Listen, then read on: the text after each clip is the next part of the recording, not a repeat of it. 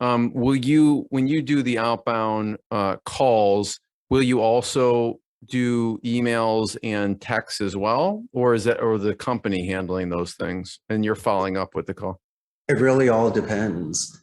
A lot of the times we're logging into their system, so something is automated. Or if they're not doing it, I would make a suggestion to do it just to make sure it's not too labor intensive.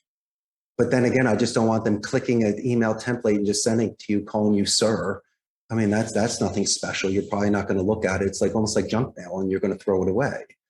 And so if I could have some takeaways, as I mentioned, either on a phone call, a positive escalation where if I didn't even speak with you, but I spoke with your coworkers, I could almost once again separate myself, and instead of doing half court, not even 3-point, now you and I are looking at foul shot percentages.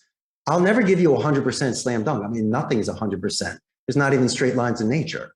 But what we can also do is just increase our percentages by doing things that are not too aggressive or misleading. We're just once again trying to separate ourselves from others that are trying to earn your business.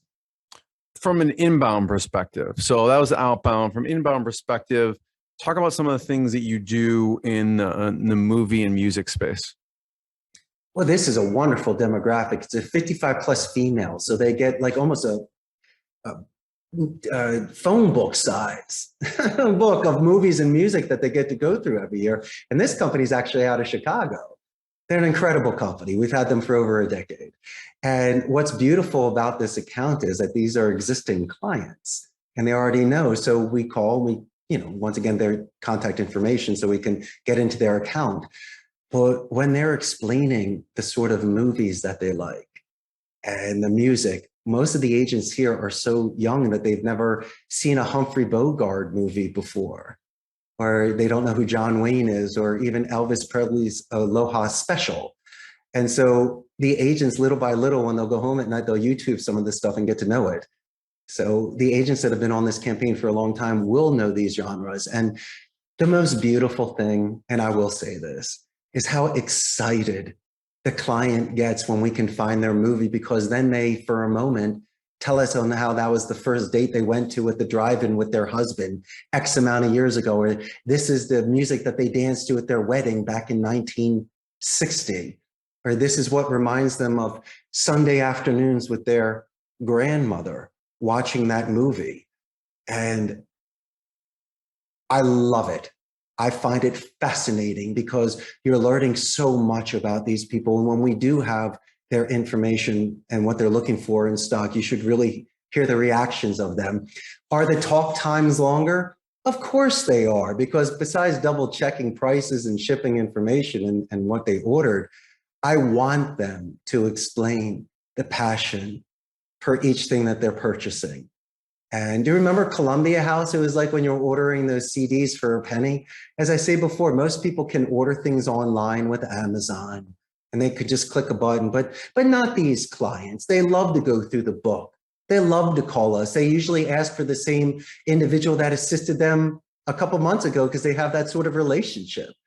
And the reason I believe that I grew so much was the upsell. When we were on the phone with them, you might hear, as I mentioned in this, I have a funny story. They were ordering Elvis Presley and we heard dogs barking in the background.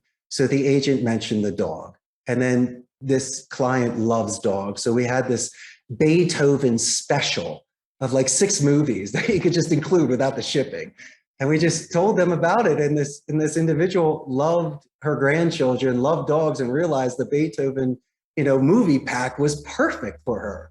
And so how did Elvis Presley go to Beethoven? Just as easy as anything else. There's 1,000 topics to talk about in regards to movies and music. And if somebody lived a life, we can make a suggestion.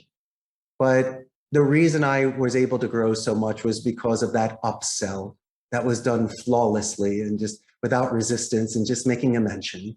And the client realized that we had not only the active listening skills, but the assertiveness to make that sort of suggestion and to be able to convert that sort of sale. And they love this account. And the attrition on this account is next to nothing. And some of my oldest supervisors that have been with me over a decade are managing this account. And so for me, it was really a gift to be able to work with this company for so long out of your amazing Chicago.